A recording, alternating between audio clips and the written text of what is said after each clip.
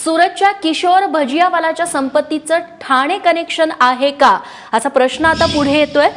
गणेश ठाकूर आमचा प्रतिनिधी याबद्दल आपल्याला अधिक माहिती देईल। गणेश, नेमकं काय आहे हे ठाणे कनेक्शन?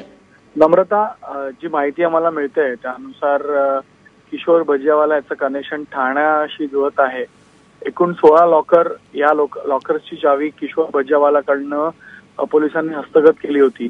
या 16 लॉकरचा तपासणी केल्यास हे आढळून आलंय की यापैकी 2 लॉकर जे आहेत ते किशोरच्या नावावर आहेत आणि इतर 14 लॉकर बेनामी आहेत किंवा डमी नावावर आहेत। आणि याचाच तपास करता 90 लाख रुपयांच्या नवीन नोटा या लॉकरच्या सर्चमध्ये मिळाल्या होत्या। चौकशीमध्ये किशोरने अशी माहिती दिली आहे की ह्या नोटा ज्या आहेत त्याच्या नाही आहेत, रुघाणी नावाचा एक व्यक्ती आहे जो ठाण्याचा आहे आणि त्याच्या नावावरचे लॉकर्स आहेत आणि त्याच्या नावावरचे लॉकर्समध्येच हे 90 लाख रुपये जे मिळाले आहेत ते त्याचे आहेत।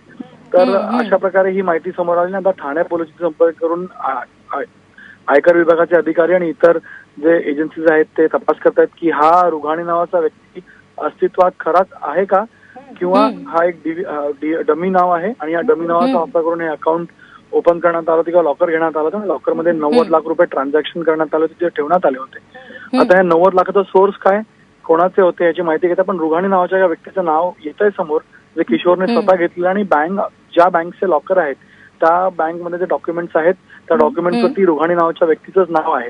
तर त्याची आता चौकशी करतात की हा व्यक्ती आहे का नाही आणि पुढील माहिती घेऊन लवकरात लवकर पैसे कोणाचे आहेत याचंही स्पष्टीकरण आयकर अधिकारी देतील।